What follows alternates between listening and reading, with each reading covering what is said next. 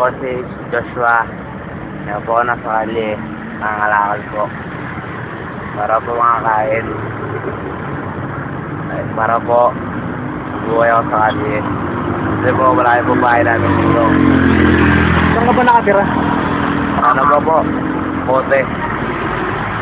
So, anong ginagawa mo din sa kali? Nangangalakal lang po. Hindi ko. Saan ka nakain? Yeah, bibili po kami kanin baw. Kanin baw.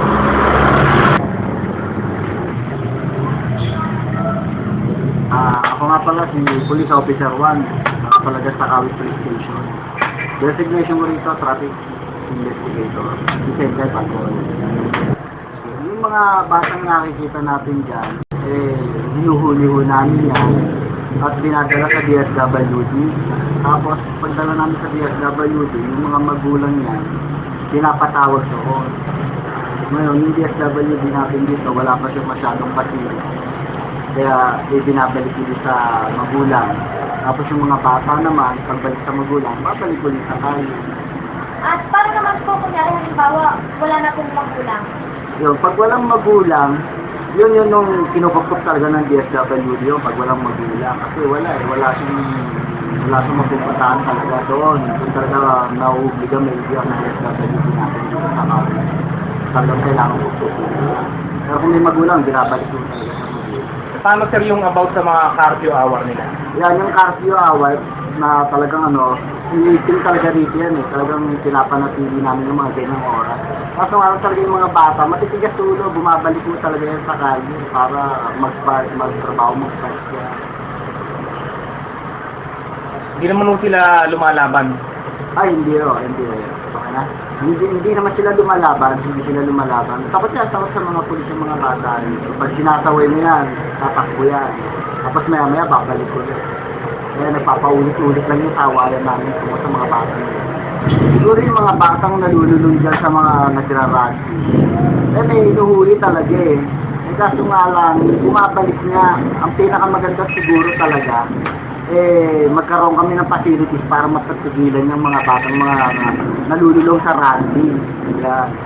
Kasi kung walang facilities yung DSWD, talagang babalik sa kalye kahit anong tigil ng magulang. Babalik at babalik Hoy! Hoy! Ano ginagawa mo dyan? Diyan ka nakatira? Ha?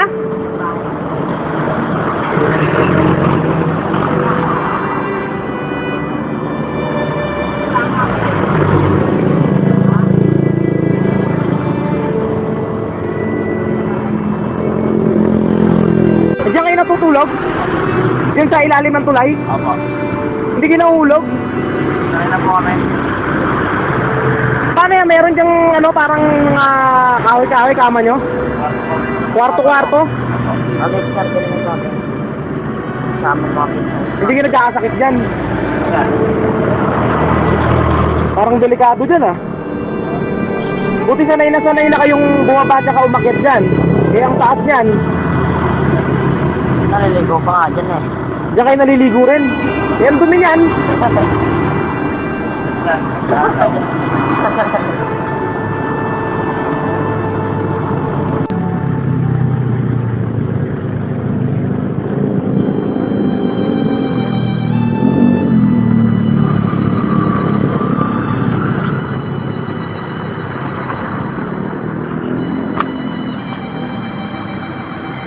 Abin, uwi na ako!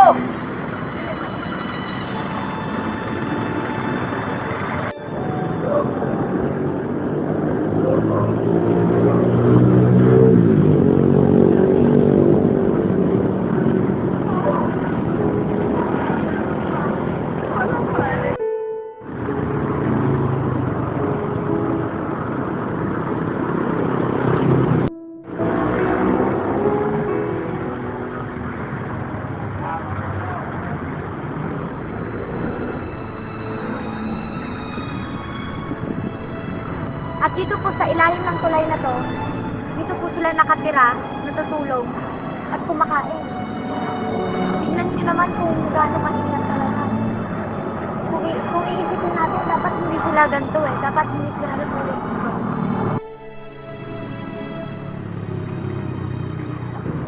araw-araw po, dyan sila naliligo sa ilog na yan. Tignan nyo, ang daming basura at napakadumi talaga. Parang, hindi ko ma-imagine kung ako makakaligo dyan. At paano kaya natin sila matutulungan? Ang mga walang nagmamahal at walang nag-aalaga sa kanila. Kasi talagang para sa akin napakahirap at hindi talaga basta-basta to. Kasi tignan nyo.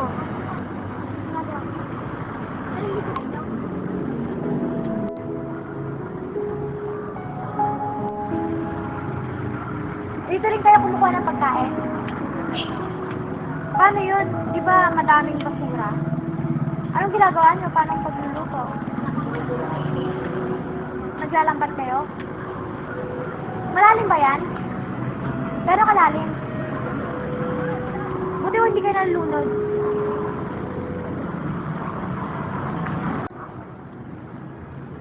Minsan naiisip ko, napakaswerte pa rin natin. Kasi meron tayong tahanan na sinusilungan. Nakakakain tayo ng maayos. Nay, saan ka pupunta? Ganun sa pulis. Ano gagawin mo doon? Punta ko sa mga kapatid. Anong dala mo? Wala ka sa mga silupin. Saka nakatira, Nay? Bakla, doon sa Kalamba, Laguna. Paano ka napadpad di sa Cavite? Ay, naglalaya. Ba't ka naglayas? Wala akong mga kapatid na. Saan natutulog? Doon sa Kalamba, Laguna. Hindi natutulog, saka natutulog, Nay? Kalamba, Laguna ko. Layo pala ang pinagtutulugan mo. Malayo, ay wala akong pamasahe ay para makauwi rin sa mga kapatid. Wala akong meron naman po yan makakauwi. Kamatay sa mga 50 piso lang naman. Bakit ka naglayas, Nay? Ay, wala akong mga magulang ay. Wala akong mga magulang. So nangangalakal ka? Hindi po, ay mga siluping itatapon at sako, mga sirang sako, mga sirang silupin. Ay tatapon ko na pagdating ko sa amin.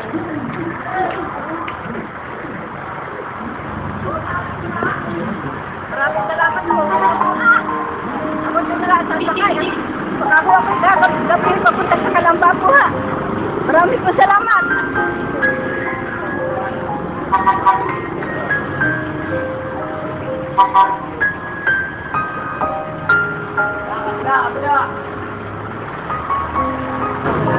Ano pangalan mo? Joel po. Tagasan ka? Kalamba, Laguna po. Paano ka nakapunta sa Cavite? Dito kami magkakapatid, dapat ang tatay namin. Iniwanan kasi kami ng stepfather namin dito kasi hindi naman niya kami Kaya ngayon, nanay ko nag-asawa na po ng iba. Kaya ngayon, kung di po ako mamamili kuya, para makakain lang siya. Wala po magpapakain kami. Kaya nga po nag-iipin lang po ako ng 100 para makabili po ako ng isang bagita po para po makapagkita po ako. Para po pambili kami ng pagkain namin. Wala naman po kasi magahan po sa amin, parehas lang po kasi kami namin. Ayoko naman po kasi gumawa ng masama para lang po makain. Lang po pati lang po kapatid na ako po kasi pinakapanganay sa amin sa lahat po. Kaya nang lang po ako natulong sa inyo para may pangkain na kami. Pasensya na po kayo, wala kasi kami pagpilit ng pangita po. Saan ka natutulog? Kung saan lang po, naglalatag lang kami ng karton. Kapag nakakaipon po ako ng pambili namin ng bigas po, nagsasayang lang po kami sa lata. Tapos nangingi lang po ako sa palengke ng mga tira-tirang isda po. At saka mga taba-taba po, ilang po iniulan na. Saan ka nakatira ngayon? Sa St. Dominic po, naglalatag kami ng karton sa may hospital po. Ang layo nun nalalakad mo lang. Opo, kasi kung hindi po ako maglalakad kaya hindi kami makakakain. Gusto ko rin nga pala po makinig po sa mga opisyalis po ng Bomba Corpo para po makakain po kami at makibigyan po kami ng tulong. Kasi po, gusto na rin po namin kung magkaroon ng bahay na titirahan po para hindi na rin po kami pakalat-kalat. Ayaw namin po na kasi nahihirapan na rin po mga kapatid ko, saka yung lala ko. Kaya po humingi pa ako ng tulong po sa mga kagawad, mga opisyalis ko ng Bacoor. Sana po mapagbibigyan po kami. Sa DSWD, gusto mong tumira. Ako po. Bakit? Dadaling kita ngayon doon. Bakit ayaw mo doon? Bakit?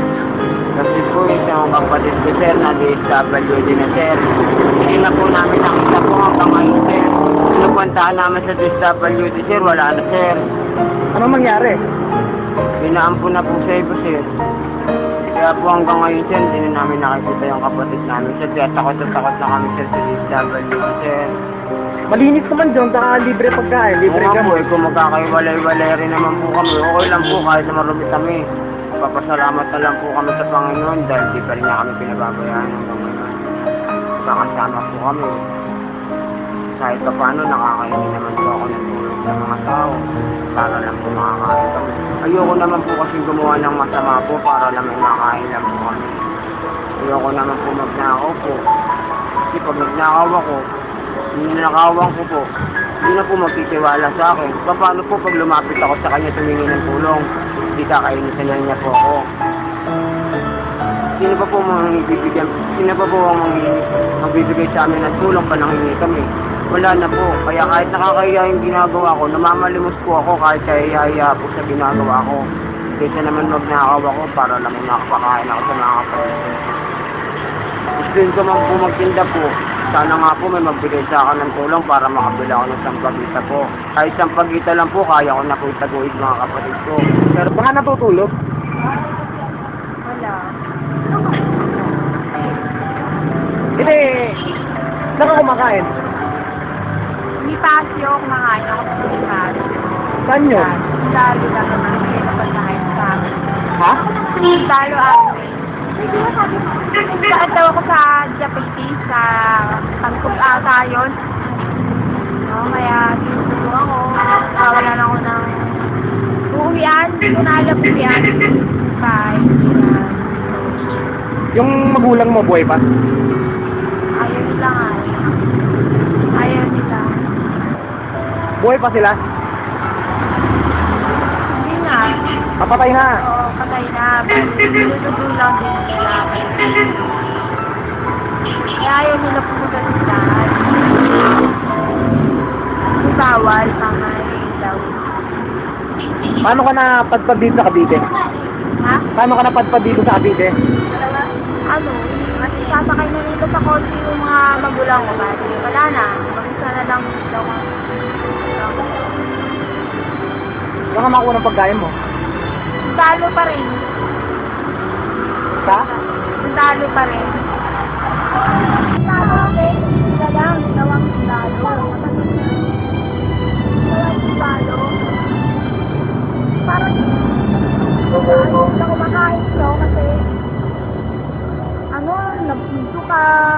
Tapos nagdudugo yung mga puwet nila kasi binubugbog pa rin sila ng mga dami doon. Araw-araw sila pumunta ako sa loob para mag-cleaning. Oo, tiyok. Pinadala ko. Oh? Ate, kain ka muna. Pinapagalitan sila ng mga ano nila kasi malulal. Kawawa naman yung binugbog nila, kalbo. Mga lulab dito, mga